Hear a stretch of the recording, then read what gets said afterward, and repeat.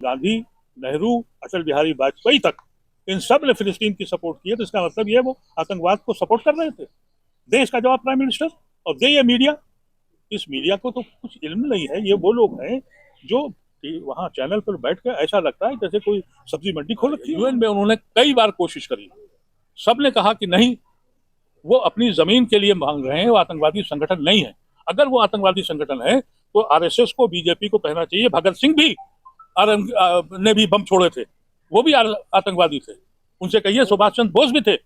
अपनी अपनी जमीन को छीनने के लिए, अपना हक मांगने के लिए अगर कोई बात करता है, ये आपका अंदाज है कि जिसको आप चाहें उसको आतंकवादी बता दें और जिसको चाहे मजलूम बता दें। कि अगर कोई शख्स आके ये कह दे कि जो हमारा कश्मीर है ये हम पाकिस्तान को दिला देंगे तो हम एक्सेप्ट कर लेंगे, हम मान लेंगे? तो हम नहीं मानेंगे ना। तो वो कैसे मान लेंगे कि उनकी जमीन के अंदर एक और जमीन आप दे दें? तो ये प्रोपेगेंडे हैं। लेकिन आरएसएस की जो सोच है वही ज़ोनिस्ट की सोच है और वही हिंदुत्व की सोच। इसराइल के बारे में वेस्टर्न मीडिया का ये ख्याल था कि ये कभी शिकस्त नहीं खा सकते। इनकी आर्मी दुनिया की बेहतरीन आर्मी है, इनकी इंटेलिजेंस दुनिया की बेहतरीन इंटेलिजेंस है। वो चंद 100 उनके फाइटर्स ने उनके सब ख्वाब पूरे कर। मीडिया वाले जो ऑफिशियल मीडिया है या इलेक्ट्रॉनिक मीडिया है, मैं सोशल मीडिया की बात नहीं कर रहा, उनको वो पहलू मिल गया। उनको ये समझ में आ गया कि ये मियाँ लोग मुसलमान मारे जा रहे हैं। नतीजा हुआ कि अपने को यहूदियों के साथ जोड़ दिया। अब यहूदी खुद अमेरिका में, ये मेरे पास है इसका वीडियो, जिसमें वो कह रहा है कि ये मेरे नाम पे जुल्म न किया जाए, यहूदियों के नाम पे ये जुल्म ना हो। ये ज़ोनिस्ट लोग हैं। ये बिल्कुल वैसे ही है जैसे हिंदू मजहब में एक हिंदुत्व निकल आया है, आतंकवादी संगठन, वैसे ही यहूदियों में ये एक संगठन है जिसका कायद ये आज का प्राइम मिनिस्टर वहां नाथुर में है। ये पूरा मसला ह्यूमन राइट्स का है, ये मसला नाइंसाफी का है। आपके घर में घुसकर कोई दूसरा आदमी बिठा दिया जाए, वो आपकी जमीनों पर कब्जा करता रहे और आप कुछ बोले नहीं। बिल्कुल ऐसे ही है कि जैसे मेरे मुल्क के साथ हुआ कि भाई हमारे मुल्क को तोड़ के एक पाकिस्तान बना दिया, बांग्लादेश बना दिया, वहां बना दिया, ये सब हमारा मुल्क था। तो कुछ लोगों को ये दर्द है, फिलिस्तीन को तोड़ के आपने छीन लिया, आपने उनको आतंकवादी कह दिया। लेकिन सर, भारत का मीडिया जो गया वो भी आतंकवादी कह रहा है। तो मैं आपसे यही तो कह रहा हूँ, भारत का मीडिया के लिए तो प्राइम मिनिस्टर ने बोला था ये बात भारत के मीडिया को प्राइम मिनिस्टर ने ये निवाला दिया था कि आप बोलिए। अब आप सोचिए, अगर अगर वो आतंकवादी हैं तो इसका मतलब ये है कि गांधी, नेहरू, अटल बिहारी वाजपेयी तक इन सब ने फिलिस्तीन की सपोर्ट की है। तो इसका मतलब ये वो आतंकवाद को सपोर्ट कर रहे थे। दे इसका जवाब प्राइम मिनिस्टर। और दे ये मीडिया, इस मीडिया को तो कुछ इल्म नहीं है। ये वो लोग हैं जो वहां चैनल पर बैठ कर ऐसा लगता है जैसे कोई सब्जी मंडी खोल रखी है उन्होंने। न पढ़ के आते हैं, न लिख के आते हैं, न उनको मालूम है पूरी दुनिया में इनकलाब खड़ा हो गया है कि ये जुल्म हो रहा है। आप किसी को आप घर सब तरफ से बंद करके, उन मजलूमों ने क्या किया है जो अपने घरों में सो रहे हैं, जिनका न लेना न देना। आपकी लड़ाई उन लोगों से है, वो उन लोगों से है जिनकी आपने जमीन छीनी थी। उसमें से कुछ लोग ये कहते हैं कि भाई अब अनफ इज अनफ हो गया, क्योंकि कुछ तबका ऐसा है जो पीएलओ का, जिसमें यासिर अरफात की जमात थी, उन्होंने एक एग्रीमेंट किया था। उस एग्रीमेंट के तहत ये था कि भाई एक अलग स्टेट बनेगी। आज वो भी 30 साल हो गए, स्टेट नहीं बनी। उसमें से कुछ नौजवान खड़े हुए जिनकी चौथी नस्ल इस तरह से बेघूम घूम रही है। उसने कहा कि भाई अब हम तो इनसे निपट लेंगे। तो सबसे बड़ी बात ये हुई है कि जो इसराइल के बारे में वेस्टर्न मीडिया का ये ख्याल था कि ये कभी शिकस्त नहीं खा सकते, इनकी आर्मी दुनिया की बेहतरीन आर्मी है, इनकी इंटेलिजेंस दुनिया की बेहतरीन इंटेलिजेंस है, वो चंद 100 उनके फाइटर्स ने उनके सब ख्वाब पूरे कर दिए। सर, भारत के कुछ मीडिया के पत्रकार वो कह रहे हैं कि अब इजराइल फाइनल सॉल्यूशन की तरफ बढ़ रहा है, गाजा को खत्म कर देगा। देखिए, ऐसा है कि इससे पहले भी कोशिश की थी, हिजबुल्लाह को खत्म कर देंगे। सिर्फ ये होना है कि और खून खराबा होना है। जो लोग इस तरह के बातें करते हैं कि हम खत्म कर देंगे, वो इंसानियत के दुश्मन है। मैं ये नहीं कहता कि सारे यहूदी खराब हैं, लेकिन यहूदियों में एक तंजीम है जो आज हाकिम है इसराइल की। इसी तरह से आज हिंदुस्तान में भी एक ऐसी तहरीक चल रही है जिसका मकसद सिर्फ और सिर्फ नफरत है, उनको हम सब हिंदू नहीं कह सकते। इसी तरह से हम फिलिस्तीन में कुछ लोग जो लड़ने को तैयार हैं, हम सारे फिलिस्तीन से उसको नहीं जोड़ सकते। सवाल यह है कि मर कौन रहा है? मर तो सड़क पे चलने वाला मासूम मर रहा है, वो बच्चा मर रहा है, वो माँ मर रही है, अस्पतालों में सिसक सिसक के मर रहे हैं। उसके लिए इनके सीनों में दर्द नहीं उठता है?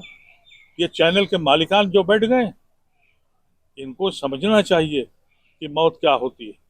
ये जो चैनल के लोग इस तरह की बकवास कर रहे हैं, आप ये समझ लें कि इस वक्त पिछले 24 घंटे में जो जो मामला बदला है, वो उनके जो डिफेंस फॉरेन मिनिस्टर हैं अमेरिका के, वो आए थे यहाँ समझाने कि खलीज के लीडरों को समझा लेंगे। अब उनको ये डर लगा कि कहीं ऐसा ना हो कि ईरान मदाखलत कर दे। नतीजा हुआ कि अमेरिका ने सबसे पहले अपना बेड़ा भेज दिया, इसलिए कि कहीं ईरान ना आ जाए। इसको समझिए इस बात को। कहते हैं कि हम तो बहुत किसी के मामलात में नहीं हैं, लेकिन उनको ये ख्याल था कि हमको ये सऊदी अरेबिया, यूएई, मिस्र, इजिप्ट और ये सारे मुल्क, कतर, ओमान, ये हमारे सब गुलाम हैं, ये हमारे लिए खड़े हो जाएंगे। गुलाम करे तो क्या करे, क्योंकि उनकी आवाम उनके खिलाफ है। अगर आज ये लीडर जो सो कॉल्ड लीडर्स हैं इस मिडिल ईस्ट के, ये अगर फिलिस्तीन के खिलाफ नहीं खड़े हुए तो इनके तख्ते उलट दिए जाएंगे। इस वजह से इनको अमेरिका से कहना पड़ा कि हम आपके साथ नहीं हैं। इनको डर ये है कि कहीं ईरान के साथ मामला ना हो जाए। अगर ईरान के साथ मामला होता है तो सबसे पहले अमेरिका का बेड़ा सबसे पहले भाग जाएगा। आपको याद है कि हमें सन भारत 71 की लड़ाई में हमारे साथ क्या किया था इन्होंने? कह दिया ये 7वां बेड़ा चल रहा है और 8वां बेड़ा पाकिस्तान से कह दिया आ रहा है। और इंदिरा गांधी ऐसी लीडर थी, उसने कहा आ जाए बेड़ा।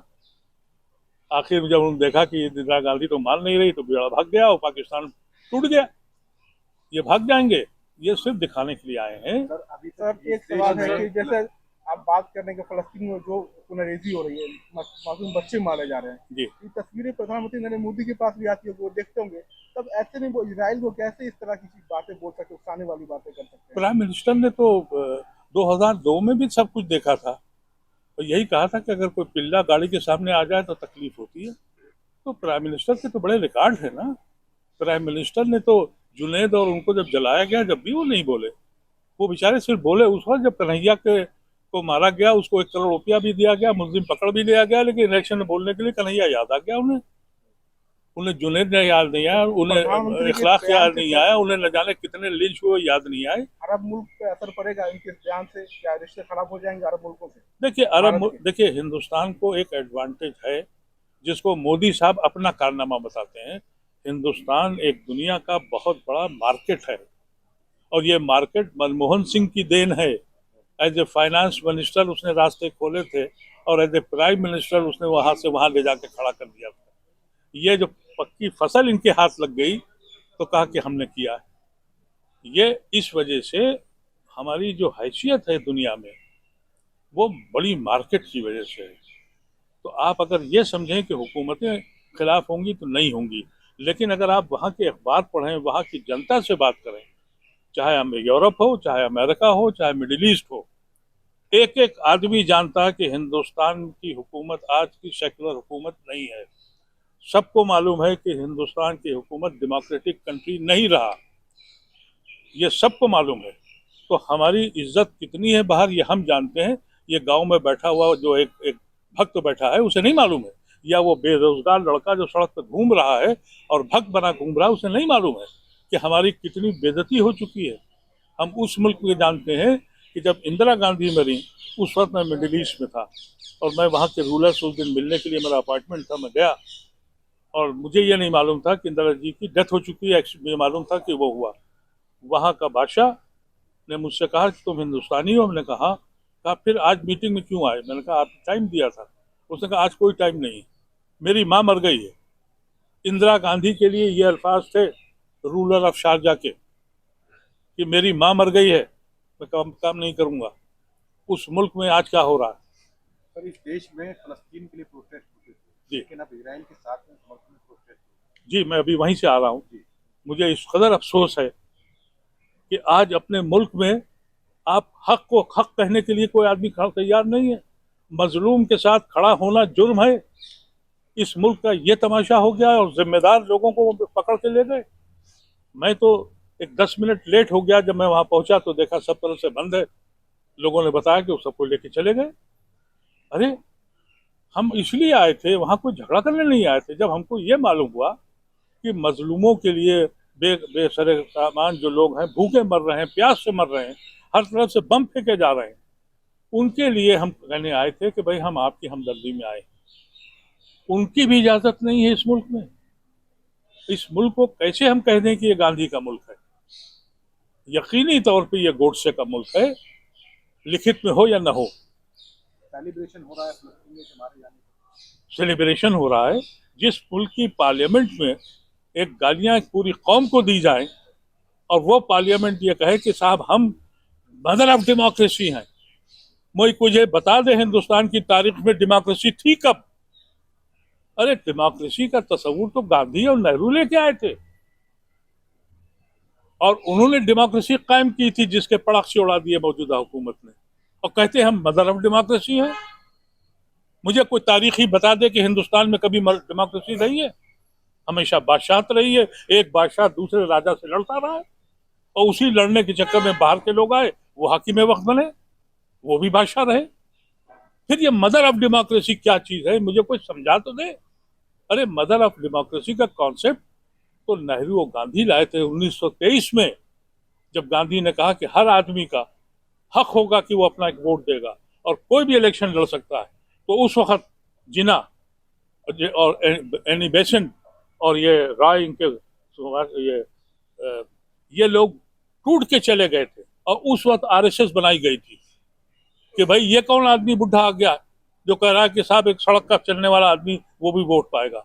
मोदी आज प्राइम मिनिस्टर इसलिए है कि वो गांधी और नेहरू की बनाई हुई सोच थी जिसपे हिंदुस्तान की बुनियाद रखी गई थी। आज उसी पार्लियामेंट में एक कौम को गाली दी जा रही है, स्पीकर सुन नहीं रहा है और उस पर एक्शन नहीं हो रहा है और कहते हैं मदर ऑफ डेमोक्रेसी है। अफसोसनाक बात है। सर, भारतीय मीडिया पर आरोप लग रहा है कि जो इजराइल गए हैं, सरकार की तरफ से उनको भेजा गया है। आप सही मानते हैं? इजराइल गवर्नमेंट ने उनको भेजा है या फिर भारत सरकार ने इस तरह से? भाई अगर इतनी मोहब्बत है तो कोई रिश्ता होगा। अब उनके बहने हुए हैं, साले हैं, क्या मुझे नहीं मालूम, लेकिन पत्रकार का काम है हक दिखाना। अगर वो हक नहीं दिखा रहा है और सच नहीं बोल रहा है तो इस जमीन पर बोझ है। वो कलमकार और पत्रकार ये हवाओं के रुख बदलते हैं। सर, इजराइल ने भारत के कारगिल युद्ध में उसकी मदद करी थी, क्या यही वजह है कि भारत आज इजराइल की मदद कर रहा है? इसराइल की क्या मदद की थी भाई? कारगिल युद्ध में सर इजराइल ने अपने सेना भेजा था भारत को। ये आप कह रहे हैं ना जी सर। कि हम इसराइल की वजह से जीत गए, हम इतने निकम्मे हैं? अगर आप ये एक्सेप्ट करते हैं तो बहुत अफसोस की बात। हम इसराइल ऐसे मुल्कों को 10 मिनट में उड़ा कर फेंक दें। सर आप क्या समझते हैं इसराइल की हैसियत को? अरे इसराइल हमारे सामने एक सेकंड नहीं रुक सकता। आपने ये प्रोपेगेंडा शुरू कर दिया कि हमारी मदद की। अरे हम कारगिल में उनकी वजह से जीते थे। आप अपनी फौज को बदनाम कर रहे हैं, आप अपनी आर्मी के खिलाफ बोल रहे हैं। आपको ये समझ नहीं आ रही है कि इसराइल ने मदद की थी? कमाल की बात है भाई। फिर हमने इसराइल तो अब आया, हमने तो सन 65 में भी लड़े और सन 71 में भी लड़े, तो ये इसराइल ने हमें लड़ाया था। हमने पाकिस्तान के 2 टुकड़े इसराइल की वजह से किए थे। ये किस किस्म की मजेदार किस्म बातें आप लोग करते हैं? सर, यूनाइटेड नेशन हमास को आतंकी संगठन नहीं मानता है, लेकिन इजराइल और अमेरिका उसको आतंकी संगठन बताते हैं, क्या कहना है? जब यूएन में उन्होंने कई बार कोशिश करी, सबने कहा कि नहीं, वो अपनी जमीन के लिए मांग रहे हैं, वो आतंकवादी संगठन नहीं है। अगर वो आतंकवादी संगठन है तो आरएसएस को, बीजेपी को कहना चाहिए भगत सिंह भी ने भी बम छोड़े थे, वो भी आतंकवादी थे। उनसे कहिए सुभाष चंद्र बोस भी थे। अपनी जमीन को छीनने के लिए, अपना हक मांगने के लिए अगर कोई बात करता है, ये आपका अंदाज है कि जिसको आप चाहें उसको आतंकवादी बता दें और जिसको चाहें मजलूम बता दें। अब यहाँ तक बता दिया कि हमारी इसराइल ने मदद की थी इसलिए हम कारगिल वार जीत गए। क्या लगता है इजराइल और अमेरिका यूएन की नहीं सुनते हैं? देखिए, ये जो अगर बंद नहीं होता तो सो कॉल्ड आतंकवाद यहाँ से और बढ़ेगा। आतंकवाद की बुनियाद कब पड़ी? जब आपने फिलिस्तीन के ऊपर ज़बरदस्ती कब्जा करके और दुनिया भर से जब यहूदी निकाले गए, उन यहूदियों को जाके उनके यहाँ बसाया और उनके अपने घर में उनको बेघर कर दिया, वो रिजेंटमेंट हुआ, उसको आपने आतंकवाद का नाम दिया। जो आपने जाके वियतनाम में किया, पूरी नस्ल खत्म कर दी, वो लड़ाई आतंकवाद की नहीं थी। जो आपने अफगानिस्तान में जाकर सर खत्म कर दिया, वो आतंकवाद नहीं था। जो इराक को आपने खत्म कर दिया, खत्म करने के बाद कहा कि हाँ वहाँ कोई असलहा नहीं था, वो आतंकवाद नहीं है। ये तो आपका अपना अंदाज है। अब अभी तो प्राइम मिनिस्टर ने भी कहा कि आतंकवाद को डिफाइन किया जाए, तो मैं तो आज प्राइम मिनिस्टर से कहता हूँ कि दिल के साथ बैठ के बैठिए और बताइए आतंकवाद क्या है, बताएं ना। ये जो हो रहा है और जो जुलूस निकल रहे हैं, कल हमारा एक प्रदर्शन था अलीगढ़ यूनिवर्सिटी का, उसी जगह पर जंतर मंतर पर, वहाँ 8-10 लोग इसराइल का झंडा लेकर और आए और नारे लगाने शुरू किए कि हम लोग कुछ बोले, हमको बोलना नहीं था। अगर आज उसी जगह पे कुछ लोग फिलिस्तीन का झंडा लेके नहीं, फिलिस्तीन की हिमायत में खड़े होने गए थे, उनको बंद कर दिया। आप इसको डेमोक्रेटिक कंट्री कहते हैं, आप इसको सेकुलर कंट्री कहते हैं? अगर कहते हैं तो आपकी गलतफहमी है, मैं नहीं मानता। सर, कांग्रेस पार्टी फिलिस्तीन का समर्थन कर चुकी है, लेकिन कर्नाटक में उन्हीं की सरकार है, फिलिस्तीन का समर्थन करने पर एफआईआर दर्ज हो जाती है। अगर उनकी सह्या की गई है तो उनको सजा देनी चाहिए, उनको उससे पूछना चाहिए। फिलिस्तीन का समर्थन का मतलब यह है, आप हमें सजा किस ग्राउंड पे देंगे? पहले तो एम्बेसी बंद करिए उनकी, आपकी उनके साथ एम्बेसी है, आपके उनके डिप्लोमेटिक ताल्लुकात हैं। जिस कंट्री के साथ आपके डिप्लोमेटिक, आप चाइना के बारे में भी यही करते हैं, सबसे बड़ी बिजनेस चाइना की है, सबसे ज्यादा पैसे वहां से लाते हैं, और बंद कर दिया उसको। हमारे कितने लोगों के साथ ये चाइना के से पैसे आए थे। अरे भाई, तो ये जो तमाशा हो रहा है, ये हिंदुस्तान की इमेज को खराब कर रहा है। ये मेरे गांधी का हिंदुस्तान नहीं है। तो सर, लास्ट में क्या कहना चाहेंगे? जिस तरह से कत्लेआम हो रहा है, इस पर किस तरीके से अमन चैन वापस लौटे और समस्या का समाधान क्या सर इसके? देखिए, इस वक्त जो यूएन है उसको कुछ आगे आना चाहिए, नहीं तो उसका कोई मकसद नहीं है। उनके अपने रेजोल्यूशंस, अपनी उनकी जो वार्निंग्स है वो तक नहीं मानी जा रही हैं। मैं समझता हूं कि इस वक्त कोई भी ऐसी कुव्वत जो अमेरिका को समझा सके कि दुनिया में खतरगारगिरी बढ़ जाएगी, और ये बहुत ख़तरनाक स्टेज पर हम आके खड़े हो गए हैं। अगर कोई आदमी ये गलतफहमी में है कि हम पूरी की पूरी बस्ती उड़ा देंगे और कब्जा कर लेंगे, तो उसका नतीजा हमने 70 साल में जो देखा, पूरी दुनिया में आतंक फैला है। और इस हमास के वो जो गाज़ा का एरिया है, अगर उसमें उन्होंने ज़मीन पे गए तो मैं समझता हूँ कि बहुत बड़ा नुकसान दुनिया देखेगी और बड़ा कत्लेआम होगा। हम सबको खाली करा रहे हैं, वो यही होने जा रहा है। 5 घंटे का समय दिया गया है। तो वो समय से कुछ भी दे दें, वो 8 घंटे नहीं, वो 80 साल 100 साल तक के लिए जंग चलेगी।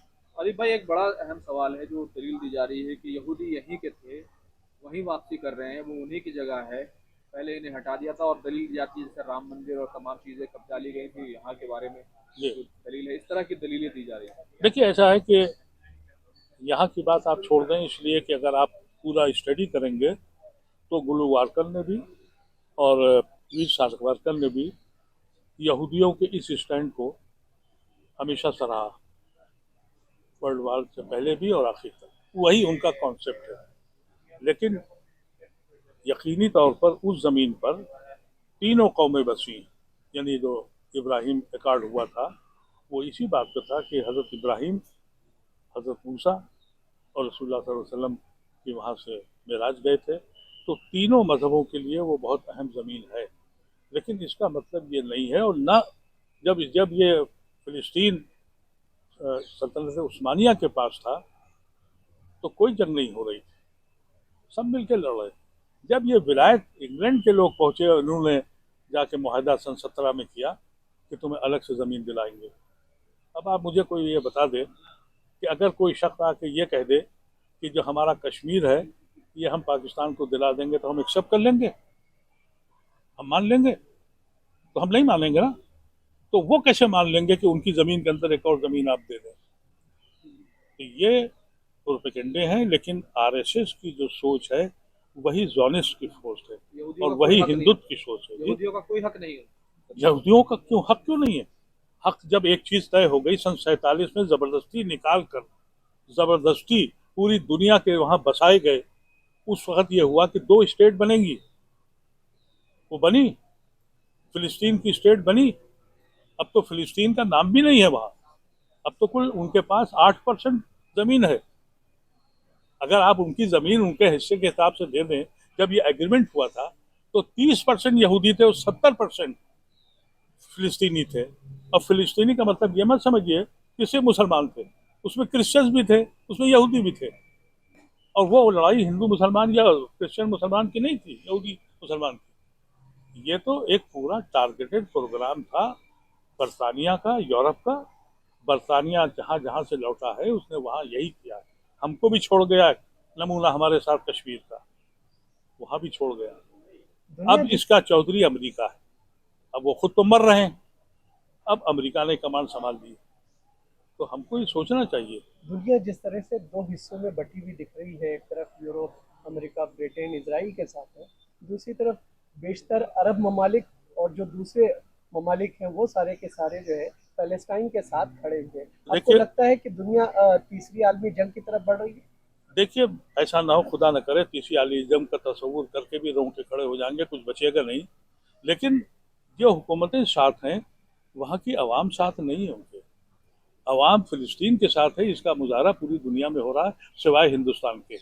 और हिंदुस्तान के लिए चंद लोग गए थे, उनको भी बताया गया, मैं खुद देख के आया, उन्हें गिरफ्तार कर लिया गया। थैंक यू भैया।